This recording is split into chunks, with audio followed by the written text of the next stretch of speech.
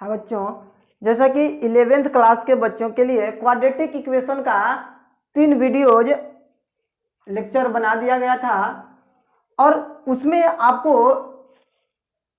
बताया यह जा रहा था कि आगे हमें पढ़ना है कॉमन रूट्स के बारे में। उसके पहले हम लोग ट्रांसफॉर्मेशन ऑफ रूट्स पढ़ लिए थे। उस वीडियोज को बढ़िया से देख करके और उसको सवाल को बनाइए। जब तक सवाल नहीं बनाइएगा मजा नहीं आएगा। आज हमें बात करना है कॉमन रूट। कॉमन रूट का मतलब कि दो इक्वेशन में रूट्स कॉमन होंगे। अब बात ये आया तो दो किसी भी क्वाड्रेटिक इक्वेशन के तो दो रूट होते हैं। हो सकता है कि एक रूट कॉमन हो सकता है दो रूट कॉमन हो। तो यहां से दो बातें आ गया, यानी कॉमन रूट्स में दो बातें आएगा। पहली बात, condition for one root common. मान लीजिए कि एक रूट ही कॉमन है तो क्या कंडीशन होना चाहिए। जैसे अगर मान लीजिए let a1x square plus b1x plus c1 is equal to 0 and a2x square plus b2x plus c2 is equal to 0 has a common root. Has a common root, इसका एक कॉमन रूट। तो अब बताना है कि क्या कंडीशन होना चाहिए कॉमन रूट के लिए। देखिए, अल्फा भी कॉमन रूट।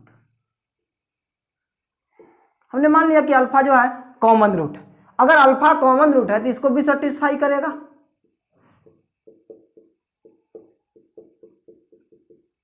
और इस इक्वेशन को भी सेटिस्फाई करेगा। अगर अल्फा जो है दोनों का रूट है तो ऐसा बात होगा।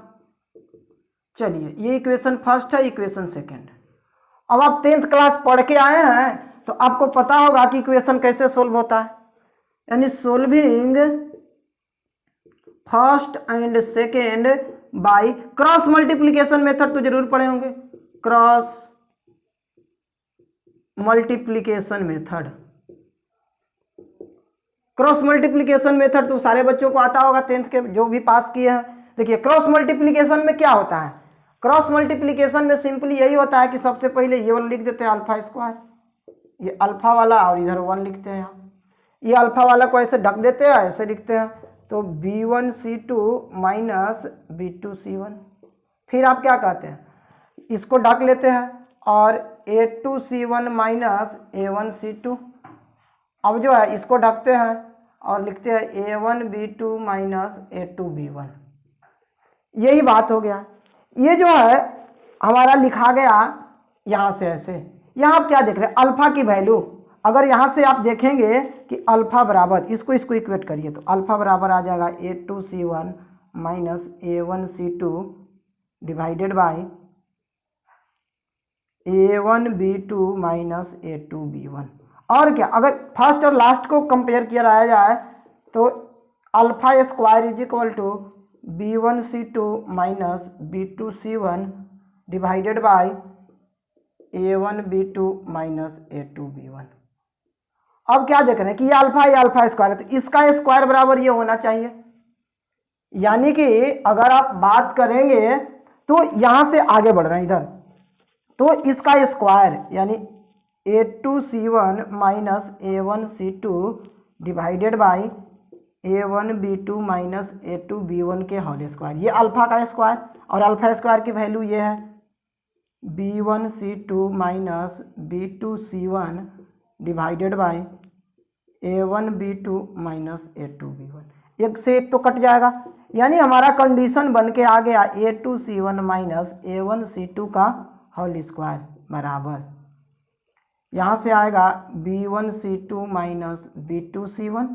यहाँ स्क्वायर वाला एक से कट जाएगा, एक बचेगा अभी भी, a1b2 माइनस a2b1। ये हमारा कंडीशंस आ गया।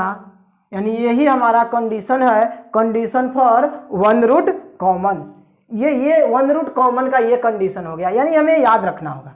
अब याद कैसे रखें, तो याद रखने के लिए आपको क्या करना होगा कि a1 b1 c1 a2 b2 और c2।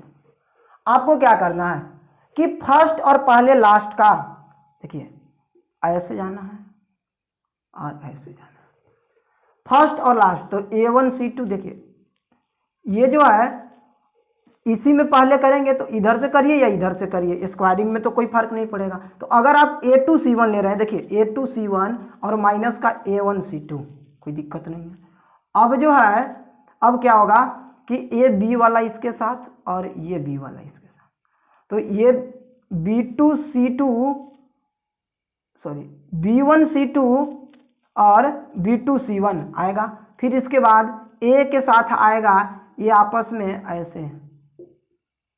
तो इस तरीके से आपको ध्यान में रखना है ये वाली बात। क्रॉस मल्टीप्लिकेशन से ये बात आया कि ये क्या हमें लास्ट टाइम तक एग्जाम में याद रह पाएगा? नहीं रह पाएगा। अब कितना फार्मूला रटे, कोई उपाय ऐसा नहीं है कि ऐसे ही बन जाए। तो देखिए क्या कर सकते हैं, जैसे यहाँ तक आए हमने अल्फा को रूट मान लिया, सिंपली दो इक्वेशंस तो बन जाएंगे। हम क्या करेंगे कि इन दोनों इक्वेशन को सोल्व करके अल्फा की वैल्यू निकालेंगे और किसी एक में पुट कर देंगे, हमारा आंसर आ जाएगा। ये आसान तरीका, ये सब रटने की जरूरत ही नहीं पड़ेगा। अगर कई लोग अगर ये न बताया जाए तो बच्चे बोलेंगे कि ये चीज स्किप कर दिया गया, छोड़ दिया गया। इसलिए कंडीशंस देखिए हर टाइम याद नहीं रह पाए। अगर याद रहता है तो बहुत बढ़िया बात है। मान लीजिए अगर नहीं याद है तो क्या हम सवाल छोड़ के आ जाए? नहीं, ऐसे कैसे हो सकता है? सवाल तो बिल्कुल नहीं छोड़ना है। तो उस टाइम पर क्या करेंगे, इतना इक्वेशन आएगा, क्रॉस मल्टीप्लिकेशन जो अभी करके निकाल रहे हैं वो सवाल में हम सोल्व करके निकाल के अपने बना लेंगे, ये बातें हो जाएगा। अब देखिए अब क्या बात आता है कि ये कंडीशंस हो गया, अब इस पर सवाल, एक आध सवाल कर लेते हैं तो ठीक रहेगा। तो देखिए सवाल जो है, सवाल एक हम लिखते हैं, उसके बाद जो है करते हैं। ये कंडीशंस तो हमें पता होना चाहिए। जब याद है तो बड़ा आसान सवाल हो जाएगा, याद नहीं है तो फिर थोड़ा सा काम करना पड़ेगा। जैसे अगर मान लीजिए कि आपको सवाल ये दिया, सवाल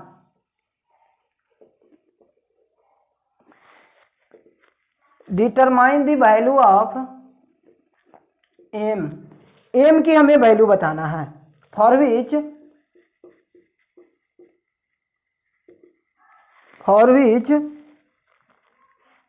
the equation 3x² plus 4mx plus 2 बराबर 0 and 2x² plus 3x minus 2 is equal to 0 may have one common root। अब देखिए कह रहा है कि एक कॉमन रूट, इसमें क्या देख रहे, इसका अगर रूट निकालेंगे तो डी पहले चेक कर लीजिए कि क्या ये रियल रूट देगा कि इमेजिनरी रूट देगा। अगर डी निकालेंगे तो b² माइनस 4a से, चलिए पॉजिटिव आएगा, रियल रूट आएगा। अब आप कह रहे हैं कि क्यों हम चेक करना चाहते हैं कि रूट्स रियल या इमेजिनरी? क्योंकि आप जानते हैं कि imaginary roots are in conjugate form. अगर एक बराबर हो गया तो दूसरा भी बराबर होना पड़ेगा। अगर वन रूट भी कॉमन लिखा है तो आपको बताना पड़ेगा कि जी नहीं, वो तो गलत, वो तो आपको गलत कराने के लिए लिख दिया है, लेकिन एक्चुअली है वहां दोनों रूट कॉमन। इसलिए ये बात चेक करना होगा कि जो हमारा इक्वेशन दिया उसका रूट रियल है या इमेजिनरी है। यहाँ तो रियल रूट है, कोई दिक्कत नहीं है। तो अब कंडीशन अगर याद है तो बड़े आराम से हम लिख देंगे। क्योंकि हम लिखेंगे a1 बराबर 3 और b1 बराबर जो है हमारा हो जाएगा 4m और c1 बराबर 2। यहाँ से a2 बराबर 2, b2 बराबर 3 और c2 बराबर -2। ये डायरेक्ट अगर फार्मूला लगा दे a2c1, देखिए a2c1 तो 2 दूना 4 माइनस a1c2 माइनस का 6 ये पूरे का होल स्क्वायर बराबर b1c2 यानी कि -8m माइनस b2c1 ये हो गया 6। अब a1 b2 9 और ये हो गया 8m, ये बराबर होना चाहिए ऐसा। ये 10 का स्क्वायर 100 हो गया। यहाँ मल्टीप्लिकेशन करा लेते हैं, देखिए माइनस का 72m और ये हो जाएगा माइनस का इतना और ये 64m स्क्वायर 48m अब इसको सोल्व करना होगा हमें।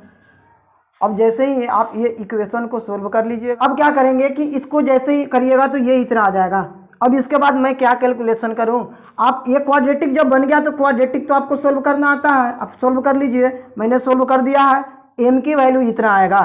ये एम में क्वाड्रेटिक है तो एम की 2 वैल्यू आया, यही आपका आंसर हो गया कि ये एम का 2 वैल्यू होगा तब इनका 1 रूट कॉमन होगा। इसी तरीके के सवाल पूछे जाते हैं।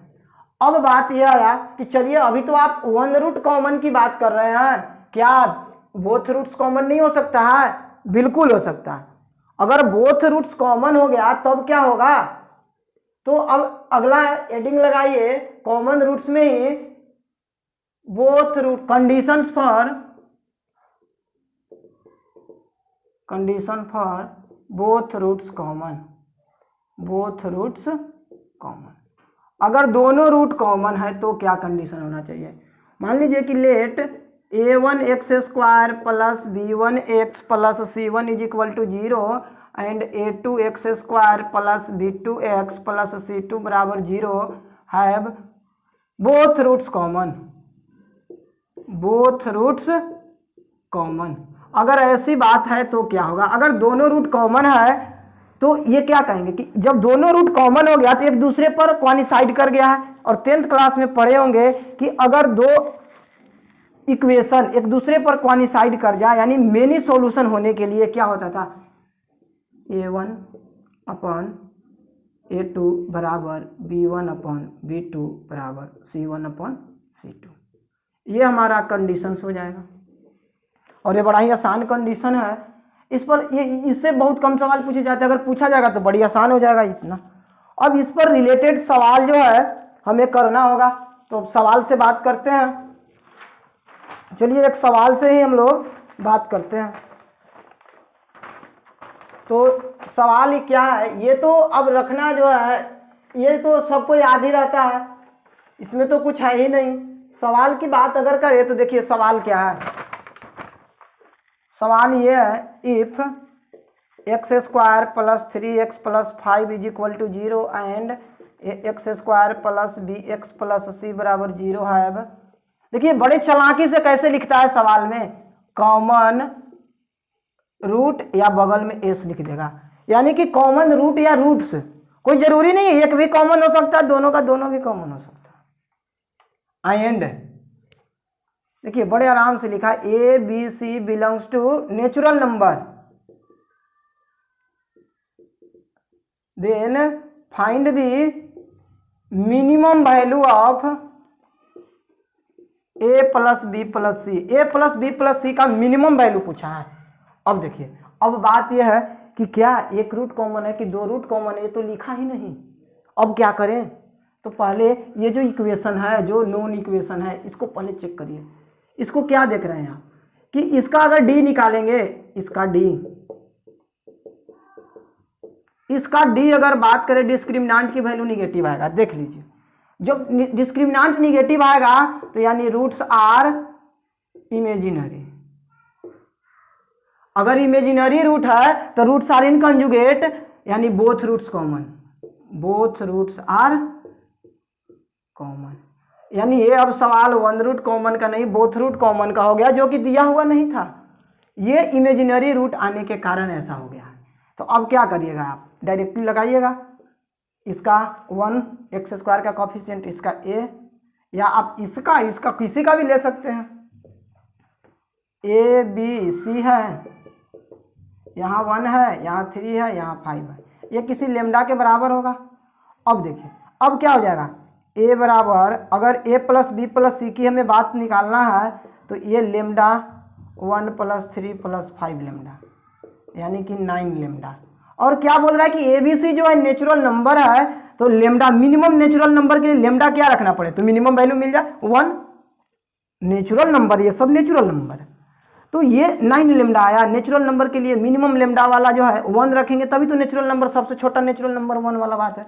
यानी कि minimum value of a plus B plus C is equal to 9 answer हो जाएगा। इस तरीके के सवाल जो है पूछे जाएंगे। एक और सवाल कर लेते हैं, इस सवाल में जो है कोई दिक्कत नहीं होना चाहिए। चलिए अगला सवाल, एक और सवाल लिखते हैं तब। और अब देखिए, अब क्या कोई जरूरी है कि हमेशा जो है क्वाड्रेटिक ही दोनों लिख दे? जी नहीं, कभी कभी क्यूबिक भी लिख देगा, तब तो और मजा ही आ जाएगा। देखिए सवाल एक लिखते हैं। सवाल ये है, the equation ax square plus bx plus a बराबर 0 and X cube minus 2x square plus 2x minus 1 बराबर 0 have two roots common. Two roots common, अब इनका दो रूट्स कॉमन है। Then find the value of a plus B. A plus B की value बताना है। अब देखिए ये क्या है, ये वाला बात है, ये इक्वेशन दे दिया है। अब इसमें क्या करें, ये जो है आप देख रहे हैं कि ये x cube minus 2x square plus 2x minus 1 बराबर 0। अब इसमें हमको कॉमन कराना पड़ेगा। इसको फैक्टराइज करिए। फैक्टराइज करने के बाद इतना आ जाएगा। देखिए तो एक्स क्यूब, ये एक्स स्क्वायर और ये माइनस का एक्स स्क्वायर हमें चाहिए। ये माइनस का 1 तो आ जाएगा और हमें चाहिए तो यहाँ माइनस कर देंगे तो हो जाएगा माइनस 2x स्क्वायर और प्लस का 2x, 2x भी चाहिए तो 2x प्लस में चाहिए तो माइनस माइनस प्लस का x और ये प्लस का x। ठीक है, ये इतना फैक्टराइजेशन होगा। अब इसमें क्या देख रहे हैं, ये तो एक रूट है जो 1 है। इसका रूट क्या देख रहे हैं, इसका रूट, इसका d लेस देन 0 है, यानी इमेजिनरी रूट है। तो यही इसी वाला रूट 1 उसके बराबर होगा, क्योंकि बोथ रूट कह रहा है। तो इन दोनों में बात यही हो जाएगा, यानी कि x square minus x plus 1 is equal to 0 and a x square plus b x plus a बराबर 0 है two roots common. Two roots common, इनका जब दो रूट्स कॉमन हो गया है तो क्या हो जाएगा, a बाई 1 बराबर b बाई माइनस 1 बराबर a बाई 1। ये तो दोनों बराबर है, कोई दिक्कत नहीं। इन दोनों को इक्वेट कराइए तो यहाँ से क्या मिलेगा, यहाँ से क्या मिलेगा a, यानी माइनस a बराबर b। इसको इधर ले जाइए तो a प्लस b बराबर 0। ये इसी का वैल्यू पूछा था, कितना होगा आंसर 0।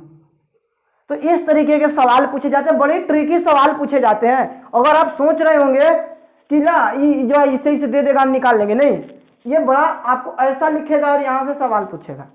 तो इतनी बारीकी, देखिए कॉन्सेप्ट अलग नहीं होता, सवाल पूछने का तरीका बदल दिया जाता है। और ये सब सवाल जेईई एडवांस में पूछेगा, जेईई मेंस में पूछे गए सवाल है।